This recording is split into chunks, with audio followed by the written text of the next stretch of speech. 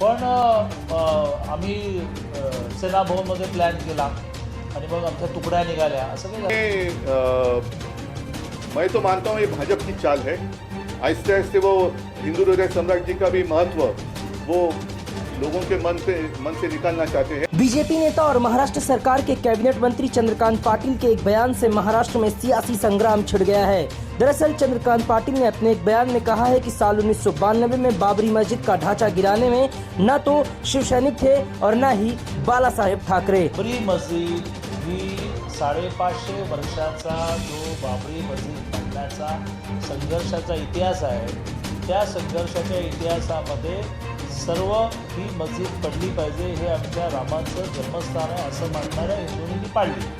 त्याला नेतृत्व हे विश्व हिंदू परिषदेची सब ऑर्गनायझेशन बजरंग दल आणि दुर्गा वाहिनी दिलं आहे. जगात इतिहास माहिती आहे.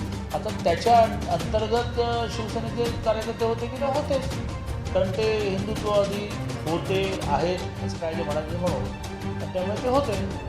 पण आम्ही सेना भवनमध्ये प्लॅन केला आणि मग आमच्या तुकड्या निघाल्या असं काही झालं नाही. वहीं चंद्रकांत पाटिल के इस बयान के बाद उद्धव ठाकरे ने पलटवार किया है। शिवसेना उद्धव बाला साहेब ठाकरे के प्रमुख उद्धव ठाकरे ने चंद्रकांत पाटिल पर बाला साहेब ठाकरे का अपमान करने का आरोप लगाते हुए इस्तीफे की मांग की है। इतना नहीं, उद्धव ठाकरे ने मुख्यमंत्री एकनाथ शिंदे पर भी जमकर हमला बोला। उन्होंने कहा कि यदि कैबिनेट मंत्री चंद्रकांत पाटिल का इस्तीफा नहीं लिया जाता है तो मुख्यमंत्री स्वयं बाला साहेब ठाकरे के अपमान वाले बयान के विरोध में इस्तीफा दें। उन्होंने कहा कि हिंदुत्व का दम भरने वाले और बाला साहेब ठाकरे के विचारों को आगे बढ़ाने की बात कहने वाले एकनाथ शिंदे क्या अब अपने चेहरे पर खुद जूता मारेंगे? आता मदरशांमध्ये जाऊन कव्वाली हे सगळे गाणार आहेत, ऐकणार आहेत. दुसऱ्या बाजूला बाबरी पण आम्हीच पाडली म्हणून सांगणार आहेत. म्हणजे नेमकं करायचं काय? यांचं हिंदुत्व नेमकं आहे तरी काय? जसं मी सांगतो की आमचं हिंदुत्व हे शेंडी जानवेचं हिंदुत्व नाही, हिंदुत्व हे आमचं राष्ट्रीयत्व आहे, तसं भारतीय जनता पक्षाने एकदा स्पष्ट करावं की नेमकं यांचं हिंदुत्व काय. आणि मग प्रश्न उभा असा राहतो की जे काही मिंडे, मी मुख्यमंत्र्यांना बोलत नाही, कारण मागे सुद्धा मी कोश्यारी जेव्हा बोलले होते तेव्हा मी कोश्यारींचं नाव घेऊन बोललो होतो. राज्यपालांचा किंवा मुख्यमंत्र्यांचा अपमान मी करू इच्छित नाही, कारण ही दोन्ही पदं ही फार मोठी आहेत. त्या पदाचा मान सर्वांनी आणि त्याच्यावरती बसणाऱ्यांनी सुद्धा राखलं पाहिजे. पण जे आमच्याकडचे मिंडे सत्तेसाठी लाचार होऊन लाल घोटेपणा करत बाळासाहेबांचे विचार यांनी सोडले म्हणून आम्ही यांचे पाय चाटल जातोय. एक तर त्यांनी चंद्रकांत पाटलांचा राजीनामा घेतला पाहिजे, नाहीतर मिंद्यांनी स्वतः पदाचा, मुख्यमंत्री पदाचा राजीनामा दिला पाहिजे. दुसरी गोष्ट, आता हे कोणाला जोडे मारणार आहेत हे त्यांनी स्पष्ट करावं का स्वतःच जोड्याने आपलं तोंड थोबाड फोडून घेणार आहेत. कारण बाळासाहेबांचा एवढा मोठा अपमान करणाऱ्यांसोबत तुम्ही केवळ आणि केवळ सत्तेसाठी काय चाटायचं असेल ते तुमचं तुम्ही चाटा, आम्ही काय बघायला येत नाही. उद्धव ठाकरे के हमले के बाद चंद्रकांत पाटिल ने अपने बयान को लेकर सफाई दी। बीजेपी नेता और महाराष्ट्र सरकार के कैबिनेट मंत्री ने कहा कि वो बाला साहेब ठाकरे और मातोश्री का सदैव आदर करते हैं और करते रहेंगे। उन्होंने बाला साहेब ठाकरे का अपमान न तो कभी किया है और न ही कभी करेंगे। हालांकि चंद्रकांत पाटिल ने एक बार फिर दोहराया कि बाबरी मस्जिद के ढांचे को गिराने के लिए विश्व हिंदू परिषद के नेतृत्व में आंदोलन किया गया था और इस ढांचे को गिराने में शामिल सभी हिंदू थे, न कि शिवसैनिक। एकदा नाही, म्हणजे ढाचा पडला ते तिसरी वेळ होती. त्याच्या आधी किमान 2 वेळेला अशा प्रकारची अयोध्येच्या दृष्टीने कूच झाली आणि ती सदा सर्व काळ ही विश्व हिंदू परिषदेच्या नावाने झाली. आणि त्यामुळे प्रत्यक्ष ढाचा पडताना मी त्या माझ्या मुलाखतीतच म्हटलेलं आहे की हे शिवसेनेचे नाही असं त्याच्यातला भेद नव्हता. सगळे हिंदू होते आणि हे सगळेजण एखाद्या संघटनेच्या बॅनरखाली असतील तर ते बजरंग दलाच्या विश्व हिंदू परिषदेच्या बॅनरखाली होते.